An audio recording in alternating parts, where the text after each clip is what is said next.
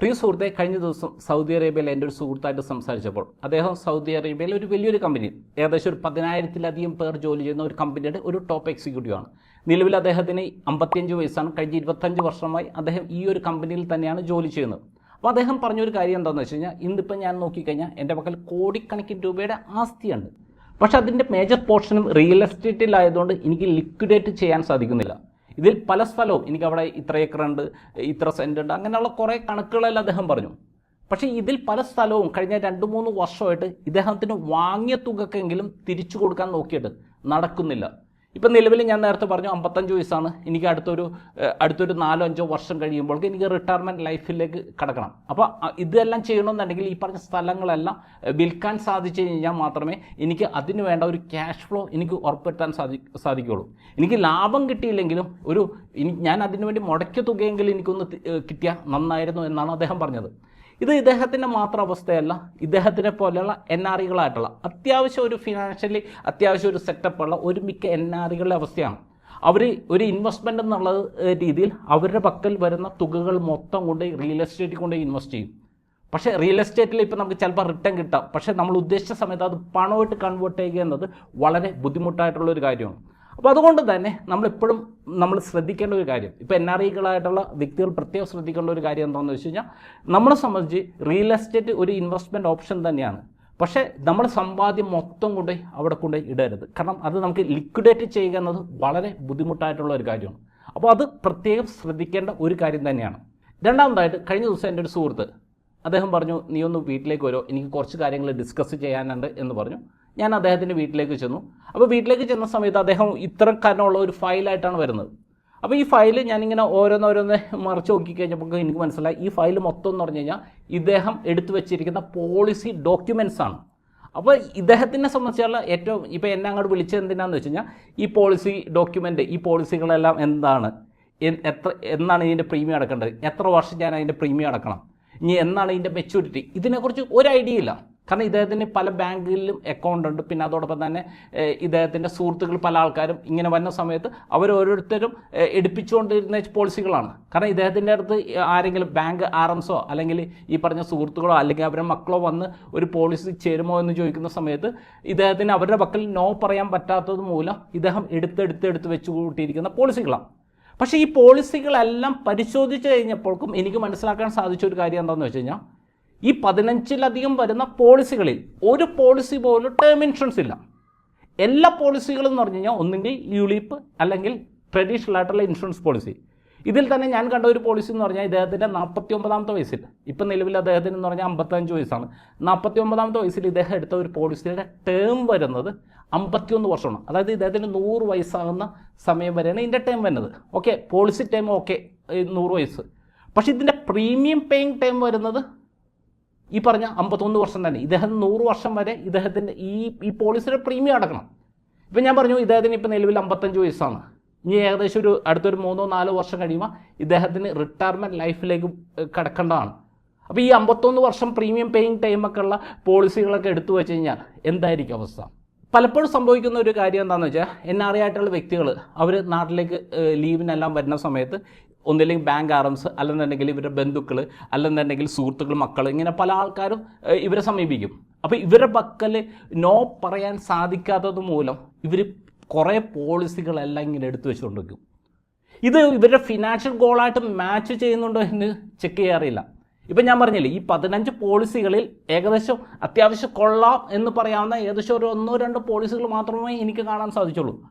ബാക്കിയൊന്നും ഇദ്ദേഹത്തിൻ്റെ ഒരു ഫിനാൻഷ്യൽ ഗോളായിട്ട് ഒരു തരത്തിലും മാച്ച് ചെയ്യാത്ത പോളിസികളാണ്. NRI ആയിട്ടുള്ള വ്യക്തികൾ ഏറ്റവും പ്രധാനമായി ശ്രദ്ധിക്കേണ്ട ഒരു കാര്യം, നോ പറയേണ്ട സ്ഥലത്ത് നോ പറയാൻ സാധിക്കണം. അല്ലെന്നുണ്ടെങ്കിൽ ഇദ്ദേഹത്തിൻ്റെ സംബന്ധിച്ച് ഇപ്പം നിലവിൽ അദ്ദേഹത്തിന് ലക്ഷക്കണക്കിന് രൂപ വേണം ഇദ്ദേഹത്തിൻ്റെ ഈ പോളിസികളെല്ലാം പ്രീമിയം അടച്ചു പോകണമെന്നുണ്ടെങ്കിൽ. ഇപ്പം ഞാൻ പറഞ്ഞു അടുത്ത 2-3 വർഷം കഴിയുമ്പോൾ ഇദ്ദേഹം റിട്ടയർമെൻറ്റ് ലൈഫിലേക്ക് കടക്കും.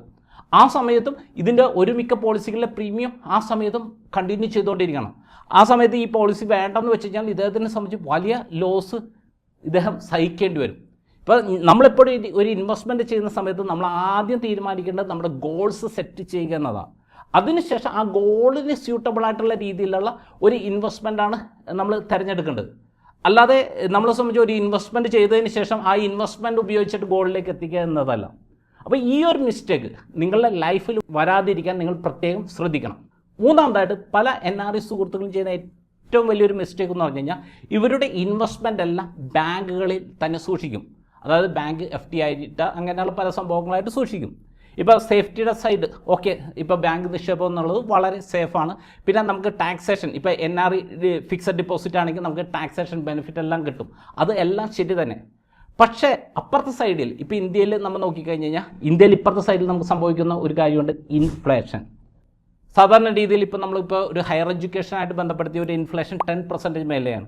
മെഡിക്കൽ ഇൻഫ്ലേഷൻ നമ്മൾ നോക്കിക്കഴിഞ്ഞാൽ 10% മേലെയാണ്. ഇപ്പോൾ ഒരു വീട് പണിയുന്നതായിട്ട് ബന്ധപ്പെടുത്തിയുള്ള കൺസ്ട്രക്ഷൻ മേഖലയിലെ ഇൻഫ്ലേഷൻ എന്ന് പറഞ്ഞാൽ ഏകദേശം 10% മേലെയാണ്. ഓൾ ടുഗദർ എല്ലാത്തിൻ്റെ ഒരു ആവറേജ് നോക്കിക്കഴിഞ്ഞാൽ ഒരു 7-8% ഓൺ ആൻ ആവറേജ് ഇൻഫ്ലേഷൻ ഇന്ത്യയിൽ സംഭവിക്കുന്നുണ്ട്. അപ്പോൾ നമ്മളെ സംബന്ധിച്ച് നമ്മൾ ബാങ്കിൽ നിന്ന് ഒരു 6% അല്ലെങ്കിൽ 7% റിട്ടേൺസ് കിട്ടുന്ന സമയത്ത് അതിനേക്കാൾ കൂടുതലാണ് ഇപ്പുറത്തെ സൈഡിൽ ഇൻഫ്ലേഷൻ വന്നുകൊണ്ടിരിക്കുന്നത്. അപ്പോൾ നമ്മളെ സംബന്ധിച്ച് NRI ഡിപ്പോസിറ്റ് വേണ്ട എന്നല്ല ഞാനിവിടെ പറയുന്നത്. പക്ഷേ നമ്മൾ ഇൻവെസ്റ്റ്മെൻറ്റ് മൊത്തം കൊണ്ട് NRI ഡിപ്പോസിറ്റ് കൊണ്ട് ഇടുന്നത്. ഇപ്പോൾ നമുക്കൊരു 20 അല്ലെങ്കിൽ 25% ഒക്കെ നമുക്ക് വേണമെങ്കിൽ ഒരു ഡൈവേഴ്സിഫിക്കേഷൻ്റെ ഭാഗമായിട്ട് നമുക്ക് NRI ഡിപ്പോസിറ്റിൽ കരുതാം. മേജർ പോർഷൻ തുകയും ഇൻഫ്ലേഷൻ ബീറ്റ് ചെയ്യാൻ കപ്പാസിറ്റിയുള്ള ഒന്നുകിൽ മ്യൂച്വൽ ഫണ്ട് അല്ലെന്നുണ്ടെങ്കിൽ ഗോൾഡ്. ഇപ്പോൾ ഗോൾഡിന് ഇപ്പോൾ നമുക്കറിയാം ലോങ് ടൈം ഒരു ആവറേജ് റിട്ടേൺ എന്ന് പറഞ്ഞാൽ ഏകദേശം ഒരു 10% റിട്ടേൺ തന്നെ കിട്ടുന്നുണ്ട്. ഈ ഗോൾഡിൽ തന്നെ നമുക്ക് ഫിസിക്കൽ ഗോൾഡ് ഉണ്ട്, പിന്നെ പേപ്പർ ഗോൾഡ് ഉണ്ട്. അപ്പോൾ ഫിസിക്കൽ ഗോൾഡ് ആയി കഴിഞ്ഞാൽ അത് സൂക്ഷിക്കാൻ അങ്ങനെയുള്ള പിന്നെ അതിൻ്റെ ലിക്വിഡിറ്റി എല്ലാം ഭയങ്കര ബുദ്ധിമുട്ടാണ്. പക്ഷേ നമ്മളെ സംബന്ധിച്ച് ഇപ്പോൾ നമ്മൾ ഒരു ആഭരണമായിട്ട് നമുക്ക് യൂസ് ചെയ്യേണ്ട കാര്യമില്ല. ഒരു ഇൻവെസ്റ്റ്മെൻ്റ് ആയിട്ടാണ് താങ്കൾ കരുതെങ്കിൽ പേപ്പർ ഗോൾഡാണ് ഏറ്റവും നല്ലത്. കാരണം അതിനെ സംബന്ധിച്ച് നമുക്ക് ഇത് സൂക്ഷിക്കേണ്ടതിൻ്റെ ബുദ്ധിമുട്ടുകളൊന്നുമില്ല. നമുക്ക് വളരെ എളുപ്പത്തിൽ നമുക്ക് ലിക്വിഡേറ്റ് ചെയ്യാൻ സാധിക്കും. പിന്നെ അതോടൊപ്പം തന്നെ നമുക്ക് മ്യൂച്വൽ ഫണ്ട് പോലെയുള്ള ഒരു ഇൻവെസ്റ്റ്മെൻറ്റ്സും കൺസിഡർ ചെയ്ത് കഴിഞ്ഞാൽ മാത്രമേ നമ്മുടെ ഫ്യൂച്ചർ ഗോൾസിലേക്ക് നമുക്ക് വളരെ ഈസി ആയിട്ട് നമുക്ക് എത്താൻ നമുക്ക് സാധിക്കുകയുള്ളൂ. അപ്പോൾ ഞാനിവിടെ 3 മിസ്റ്റേക്കുകളെ കുറിച്ച് പറഞ്ഞു. ഒന്നാമതായിട്ട് അൺലിക്വിഡ് ആയിട്ടുള്ള റിയൽ എസ്റ്റേറ്റ് പോലെയുള്ള ഇൻവെസ്റ്റ്മെൻറ്റിൽ വളരെയധികം തുക നിക്ഷേപിക്കാം. അത് നമ്മൾ അവോയ്ഡ് ചെയ്യേണ്ട ഒരു മിസ്റ്റേക്ക് തന്നെയാണ്. അത് ഒരിക്കലും അവിടെ വേണ്ടെന്നല്ല. നമുക്ക് ചെറിയൊരു പോർഷൻ നമുക്ക് റിയൽ എസ്റ്റേറ്റിൽ നമുക്ക് ഇൻവെസ്റ്റ് ചെയ്യാം. അത് ഒരു ലോങ് ടൈം ഇൻവെസ്റ്റ്മെൻ്റ് ആയിട്ട് അല്ലെന്നുണ്ടെങ്കിൽ അതിൽ നിന്ന് ഒരു റെൻ്റൽ ഇൻകം കിട്ടാവുന്ന രീതിയിലൊക്കെ നമുക്ക് വേണമെങ്കിൽ ഒരു ചെറിയൊരു എമൗണ്ട് നമുക്ക് ഇൻവെസ്റ്റ്മെൻറ്റ് ചെയ്യാം. രണ്ടാമതായിട്ട് അനാവശ്യമായിട്ടുള്ള പോളിസികൾ നിങ്ങൾ എടുക്കാതിരിക്കുക. നിങ്ങളെ സംബന്ധിച്ച് ഒരു ടേം ഇൻഷുറൻസ് വേണം. അത് ടേം ഇൻഷുറൻസ് മാത്രം എടുക്കുന്നതായിരിക്കും നല്ലത്. ഒരു കാരണവശാലും യുളിപ്പ് അല്ലെങ്കിൽ ട്രഡീഷണൽ ആയിട്ടുള്ള ഇൻഷുറൻസ് പോളിസികളിൽ പോകാതിരിക്കുക. നോ പറയേണ്ടവിടെ നോ പറയാൻ ശീലിക്കുക എന്നത് വളരെ പ്രധാനപ്പെട്ട ഒരു കാര്യമാണ്. മൂന്നാമതായിട്ട് നമ്മളുടെ സമ്പാദ്യം മൊത്തം കൊണ്ടുപോയി ബാങ്കിൽ ഡിപ്പോസിറ്റ് ചെയ്ത് അവിടെ നമുക്കൊരു സർട്ടൻ പെർസെൻറ്റേജ് നമുക്കൊരു സേഫ്റ്റിക്ക് വേണ്ടി ഒരു എമർജൻസി ഫണ്ടിന് വേണ്ടി നമുക്കൊരു 20% അല്ലെങ്കിൽ 25% സമ്പാദ്യം നമുക്ക് അവിടെ സൂക്ഷിക്കാം. ബാലൻസ് വരുന്ന ഒരു മേജർ പോർഷൻ ഇൻഫ്ലേഷനെ ബീറ്റ് ചെയ്യാൻ കപ്പാസിറ്റിയുള്ള ഏതെങ്കിലും ഒരു ഇൻവെസ്റ്റ്മെൻറ്റ് മ്യൂച്വൽ ഫണ്ട്സിലോ അല്ലെന്നുണ്ടെങ്കിൽ ഇപ്പോൾ നമ്മളെ സംബന്ധിച്ച് ഗോൾഡിൽ നമുക്കൊരു സർട്ടൻ ഒരു ഈ പറഞ്ഞ പോലെ ഒരു 10-20% ഗോൾഡിൽ നമുക്ക് കൺസിഡർ ചെയ്യാം. ഈ തരത്തിൽ ഒരു ഡൈവേഴ്സിഫൈ ചെയ്ത് ഇൻവെസ്റ്റ് ചെയ്യുന്നതായിരിക്കും നമ്മളെ സംബന്ധിച്ച് ഏറ്റവും കൂടുതൽ നല്ലത്.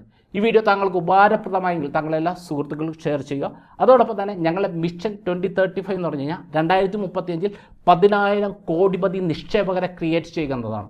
അപ്പോൾ ഈ ഒരു മിഷൻ്റെ ഭാഗമാകുവാൻ താങ്കൾ ആഗ്രഹിക്കുന്നുവെങ്കിൽ അതിന് വില കൊടുക്കുവാൻ താങ്കൾ തയ്യാറാണെങ്കിൽ താങ്കൾക്ക് ഞങ്ങളെ സപ്പോർട്ട് ഡെസ്കായിട്ട് കോൺടാക്റ്റ് ചെയ്യാവുന്നതാണ്. അടുത്ത ആഴ്ച സാമ്പത്തിക മേഖലയിലെ പുത്തൻ വിശേഷങ്ങളുമായി നമുക്ക് തൊമ്മിച്ചൻ ടിപ്സിൽ നമുക്ക് വീണ്ടും കാണാം. Wish you all the best.